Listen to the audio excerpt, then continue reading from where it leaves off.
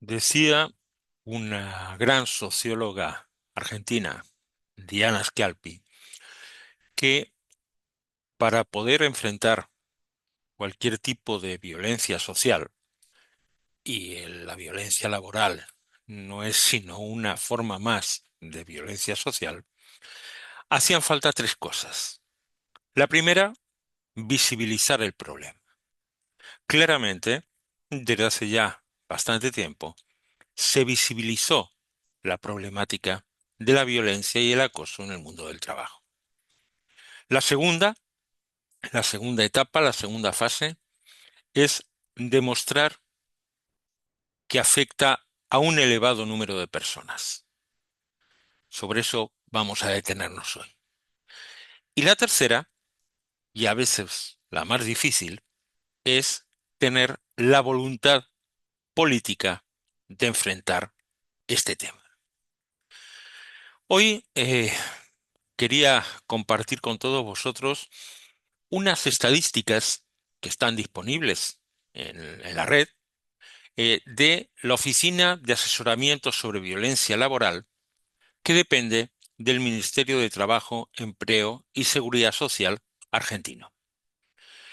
Eh, Hay alguna información que yo creo que os va a llamar la atención.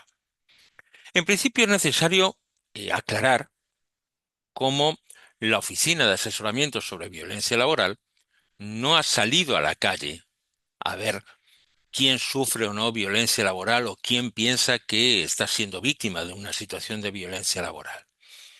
Todos los datos de los que se nutren sus estadísticas surgen de las consultas tanto presenciales como telefónicas o por correo electrónico que reciben. Esto ya nos pone en principio eh, sobre una pista o una especie de sesgo en el cual la mayoría o casi toda la gente que concurre o que hace esa consulta es porque se siente de alguna manera víctima de violencia laboral. Tal vez el primer elemento a tener en cuenta y que siempre se pone de manifiesto es las denuncias. ¿Hay más hombres? ¿Hay más mujeres? Bueno, los datos que surgen del informe del primer semestre del 2023, que es el último que está disponible en la página web del Ministerio de Trabajo, y dentro de esta web, en la Oficina de Asesoramiento sobre Violencia Laboral, el 64% de las personas que consultaron eran mujeres y un 36% varones. Esto quiere decir necesariamente que hay un 64% de mujeres víctimas frente a un 36% varones. Creo que no. Es decir, una de las interpretaciones es, sin duda, esa, que esos datos reflejen puntual y cabalmente cuál es la realidad más allá de las personas que vinieron a consultar a la oficina de asesoramiento sobre violencia laboral. Lo cierto es que de este dato objetivo, lo único que podemos afirmar es que hubo un 64% de consultantes que eran mujeres y un 36% que eran varones. Y aquí hay una cuestión no menor. Precisamente en una cultura patriarcal dominada por el machismo, al hombre le da vergüenza acudir a pedir ayuda. El hombre, en general, ha sido criado, o es criado todavía hoy, con un concepto según el cual tiene que ser capaz de superar estas incidencias o estas situaciones de violencia, de maltrato, por sí solo, sin pedir ayuda, sin consultar con nadie. Entonces, esa es otra posible interpretación que no tenemos que ignorar, porque es perfectamente válida. Otro de los elementos que destacan en en ese informe del año 2023 tiene que ver con la edad. Tradicionalmente se ha venido diciendo que los grupos etarios más vulnerables son los más jóvenes y los de mayor edad. Sin embargo, en las estadísticas del Ministerio de Trabajo, el grupo que reúne mayor cantidad de consultas sobre violencia laboral es el que oscila entre 36 y 45 años. El grupo de los más jóvenes, entre 18 y 25, asciende solamente a un 8%. Se eleva a un 23% entre 26 y 35, para reducirse entre los 46 y los 55 a un 24, y a un 9% en aquellos que tienen 56 años o más. Y esto tiene una explicación, o podemos encontrarle una explicación. ¿Por qué? Porque el más joven, sobre todo si pensamos en la violencia laboral, en el acoso laboral, en el hostigamiento laboral, como fruto de ese proceso a partir de un mediocre e inoperante activo, como veíamos en el mail, perdón, en el vídeo en el que charlábamos sobre el síndrome de Procusto, por ejemplo, que ve que aparece alguien que es una amenaza para su statu quo, o tenemos un psicópata organizacional que está en pleno proceso de escalada en la pirámide de la empresa, los más peligrosos son los que están entre 36 y 45 años, que es cuando un profesional, por ejemplo, ya está en un nivel de madurez suficiente como para hacerle sombra, como para ser un competidor a quien temer en esa pelea, ¿m?, por un cargo jerárquico escaso. Cuando entramos a ver la cuestión de género también en este ámbito de la edad, no hay diferencia. También coinciden tanto varones como mujeres en esos rangos de edad. Los menos, la menor cantidad de denuncias o de consultas, ya sean varones o mujeres, se da entre los 18 y 25 años y entre 56 y más. El punto álgido sigue siendo, en ambos casos, el rango de edad entre 36 y 45. Un dato que tal vez era esperable es cuando analizan qué tipo de relación laboral tenían los consultantes. Un 98%, un aplastante 98%, tiene una relación laboral formal, registrada, ¿m?, regularizada. Mientras que un 2% tenía una relación de tipo informal, sin registrar, en negro, lo cual también es lógico, porque si yo ya estoy trabajando en negro y no puedo demostrar un vínculo laboral, mal voy a hacer una consulta sobre violencia laboral. ¿M? Lo lógico, lo comprensible, es que sea la gente que se siente segura en lo que hace a a su tipo de relación, ¿sí?, a su vínculo jurídico laboral, que dice, bueno, yo estoy en blanco, estoy registrado como corresponde, y sin embargo, me considero víctima de violencia laboral. El que está en la economía informal ya es víctima de violencia. El mero hecho de estar en negro, de estar sin registrar, es tal vez la mayor expresión de violencia y maltrato en el mundo del trabajo. En cuanto a los sectores o al ámbito laboral en el que destacaba, sobre todo en estas encuestas o en esta información, en esta estadística que presenta el Ministerio de Trabajo, el 97% se desempeñaba en el ámbito privado y solo un 3% en una empresa estatal o en el ámbito público. Esto no nos tiene que llevar a engaño. Durante los primeros años de funcionamiento de la oficina perdón, de asesoramiento sobre violencia laboral, recogían información tanto del ámbito público como del ámbito privado.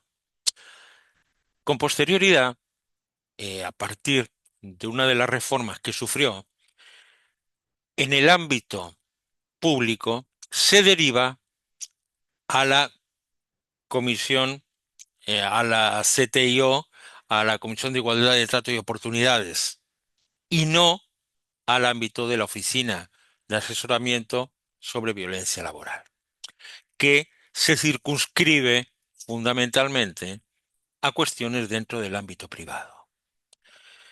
En cuanto a la antigüedad laboral de las víctimas, coincide un poco con lo que señalábamos en lo que hacía a la edad de las víctimas. El mayor grupo o el grupo en el que más se refleja estas consultas es el que tiene una antigüedad entre 2 y 8 años. También tiene un sentido.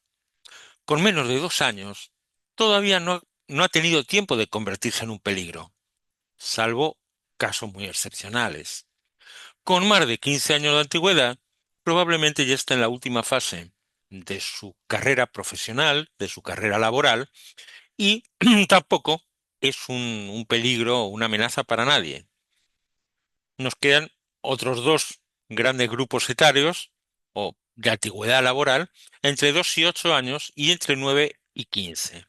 Fundamentalmente entre 2 y 8.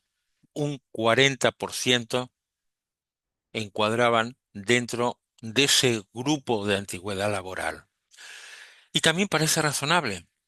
Es el periodo en el que un trabajador, ya sea manual, un operario, un profesional, un personal cualificado, entre el segundo año y el octavo, es el periodo en el que va creciendo, en el que va demostrando lo que sabe, en el que va poniendo de manifiesto de lo que es capaz y al mismo tiempo es el periodo en el que ese mediocre inoperante activo o ese psicópata organizacional es testigo de lo que es capaz de hacer laboralmente ese competidor. Tampoco hay una diferencia en cuanto al tema género en este ámbito, en lo que tiene que ver a la antigüedad en el trabajo. Al menos no hay diferencias que merezcan la pena señalarse.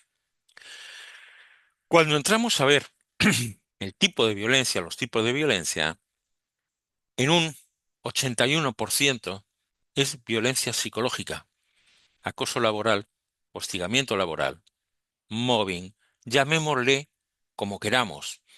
¿Cómo le hago la vida imposible a esta persona que tengo trabajando a mi lado para que abandone la organización, para que empiece a cometer errores y pueda despedirle con causa? El 81% es violencia psicológica, un 11% violencia sexual y un 8% violencia física. Sin duda es la menos común. Pero si nos damos cuenta, cuando hablamos de violencia y acoso en el mundo del trabajo, pareciera que el elemento o el factor predominante, aquella problemática sobre la que sin duda se destinan más recursos, a la que se le da más prensa y sobre la que aparentemente hay más interés en el abordaje, es el acoso o la violencia sexual, que es un 11%. En líneas generales veremos que hay alguna pequeña diferencia entre varones y mujeres, pero el 81% es ese maltrato cotidiano, ese hostigamiento del día a día, esas burlas, ese hacerle la vida imposible al otro. Y parece como si institucionalmente, organizacionalmente, se pretenda tapar, se pretenda ocultar, dándole mucha mayor visibilidad a lo que tiene que ver con la violencia de índole sexual. En el caso de las mujeres, esa violencia psicológica, ese hostigamiento, mobbing, acoso, sube a un 77% y la violencia de origen, naturaleza o contenido sexual asciende a un 16%, ¿m? Mientras que la violencia física es tan solo un 7%. En el caso de los varones, sin duda, hay una diferencia notable. El 89% vino, fue a la Oficina de Asesoramiento sobre Violencia Laboral a denunciar o a consultar o a pedir asesoramiento sobre violencia psicológica, un 2% sobre violencia sexual y un 9% sobre violencia física. Y acá eh, creo que sería bueno hacerse la misma pregunta que nos hacíamos hace un ratito. Si a una mujer le cuesta trabajo denunciar una situación de acoso sexual en el trabajo, porque no la van a creer, porque van a cuestionar si no tiene la culpa, porque total era una broma, no era tan importante, etcétera, etcétera, etcétera. Tantos elementos que atentan contra la decisión de una mujer que ha sido víctima de violencia o de acoso sexual en el trabajo para que vaya a denunciar. Imaginaos por un momento en el caso de los varones, donde no solamente sufren esos mismos prejuicios, sino que además probablemente van a sufrir burlas y se va a poner incluso en tela de juicio su virilidad, su orientación sexual, lo cual en una sociedad como la que hoy todavía tenemos, no deja de ser un hándicap importante. En cuanto al género del acosador o de la persona que llevaba a cabo esos comportamientos de hostigamiento, hay una diferencia que tampoco es tan llamativa. Un 38% de los casos tenía una mujer como protagonista, es decir, como acosadora. Un 52% tenía un varón y había un 7% que eran ambos. Y acá sí hay un par de elementos que creo que vale la pena destacar. Cuando hablamos de cuál es la relación entre el acosador varón y sus víctimas, en el 60% de los casos, ese acosador varón le hacía la vida imposible. Acá las estadísticas de la Oficina de Asesoramiento sobre Violencia Laboral no distingue si es eh, de acoso sexual en el trabajo o de acoso psicológico, ¿sí? En general, cuando la relación era entre acosador varón y sus víctimas, el 60% de las víctimas de este individuo eran mujeres y un 40% otros varones. Esta ratio, esta proporción, cambia drásticamente cuando nos encontramos con una acosadora, cuando es la mujer la que lleva a cabo los comportamientos de hostigamiento, de persecución, de maltrato,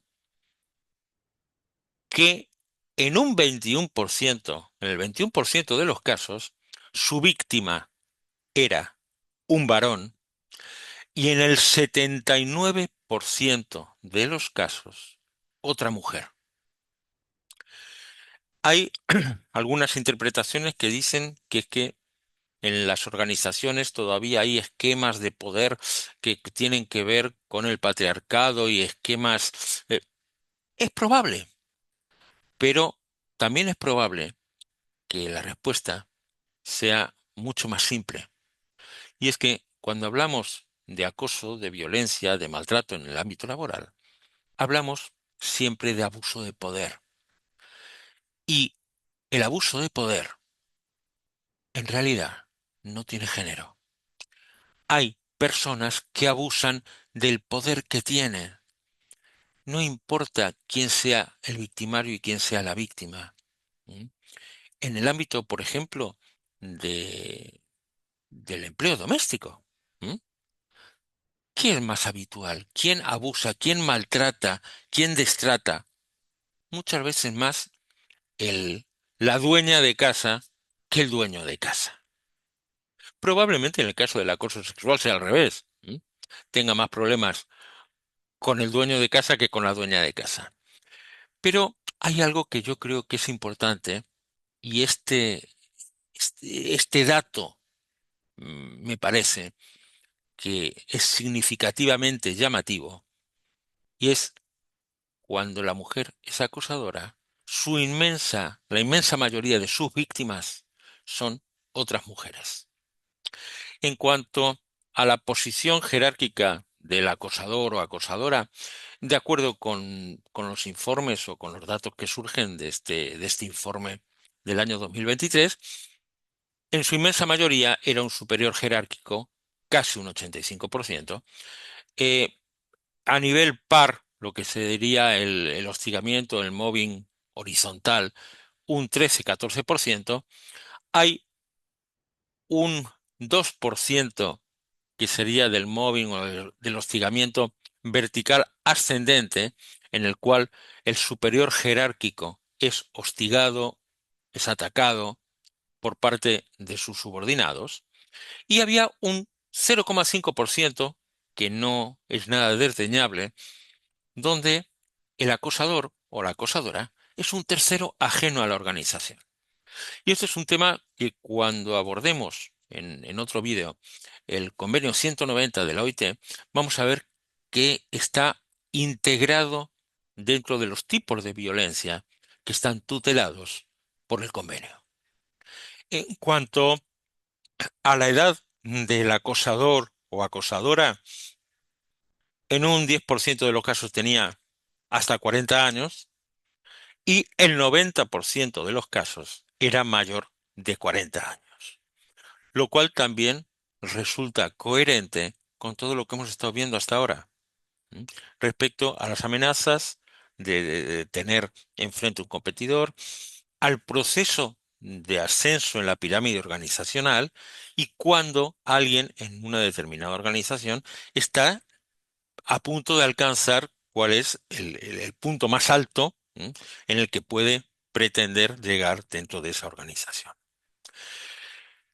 También es llamativo que al analizar si estas víctimas estaban en tratamiento psiquiátrico, psicológico, médico, es decir, si el sometimiento o el hecho de estar un tiempo prolongado sometidos a una situación de violencia, de maltrato, de acoso, había afectado su salud psicofísica, un 39% decía que estaba en tratamiento frente a un enorme 61% que no estaba en tratamiento. Y esto nos tendría que llevar a reflexionar sobre la cuestión de la salud mental en los lugares de trabajo.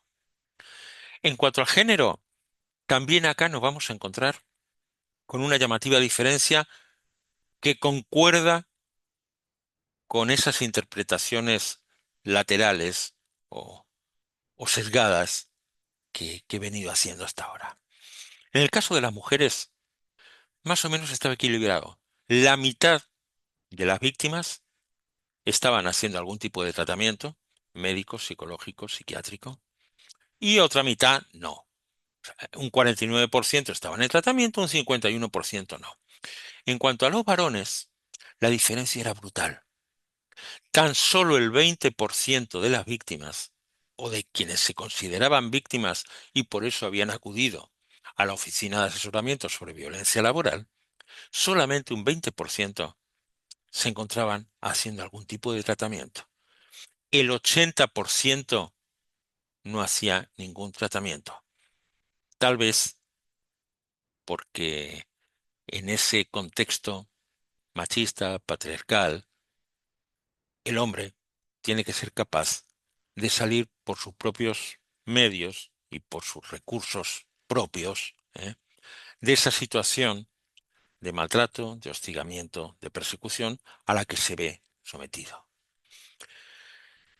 También es interesante ver cómo el 96% de los casos el maltrato, el hostigamiento, la persecución, se llevaba a cabo en el sector terciario, fundamentalmente, es decir, en la parte de servicios. Prácticamente no había casos, no había denuncias, no había presentaciones correspondientes al sector primario de la economía y tan solo un 4% al sector secundario. El 96% sector terciario, sector servicios. Y por actividad, algo que no es una sorpresa, al menos no para los que nos dedicamos hace ya unos cuantos años a estas problemáticas, el, el mayor porcentaje, ¿sí? El premio mayor, por decirlo de alguna manera, se lo lleva el sector salud. En segundo lugar, el sector de maestranza.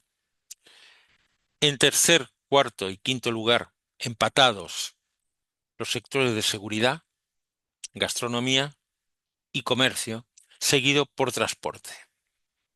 Después, hostelería, y a partir de ahí se va reduciendo los porcentuales en los que están afectados. Tradicionalmente, de acuerdo con estudios que se han hecho en distintos países del mundo, sector salud, sector educación. No nos olvidemos que este informe de la Oficina de Asesoramiento sobre Violencia Laboral está encuadrada dentro del ámbito privado. No entra ni la salud pública, ni la educación pública, ¿eh? Ni la seguridad pública, dicho con palabras mayores, ¿no? Pero a nivel mundial, los sectores donde por lo general es más frecuente y donde pareciera que se genera un medio ambiente laboral proclive o más favorable, ¿m?, a que se generen este tipo de cuestiones, este tipo de problemáticas, son salud, educación, seguridad, incluidos los cuerpos el- del ejército y cuerpos de seguridad del Estado, ¿m?, hostelería y algunos otros ámbitos públicos, justicia. Es decir, según tenemos estructuras más verticalistas y mucho menos permeables a influencias externas, vamos a generar caldos de cultivo mucho más proclives a que se nos presenten este tipo de problemáticas. Bueno, como siempre, eh, daros las gracias si habéis llegado hasta aquí. Espero que os haya resultado al menos interesante. ¿Mm? Está a disposición vuestro en la página del Ministerio de Trabajo y Seguridad Social argentino. Si googleáis OAVL, OAV corta L, Oficina de Atención a Violencia Laboral, os va a derivar allí Google y vais a tener acceso a distintos informes. Como les decía, al día de hoy, que estamos a 16 de septiembre del 2025, el último informe es el correspondiente al primer semestre del año 2023. ¿Mm? Eh, ya sabéis, suscribiros al canal, activad la campanita para no perderos otros vídeos que podamos subir. Si nos regaláis un me gusta, vamos a estar agradecidos y nos vemos en un próximo vídeo dedicado, como hacemos en este canal, hacia ese trabajo digno con tolerancia cero frente a la violencia y el acoso en el mundo del trabajo. Gracias y cuidaos.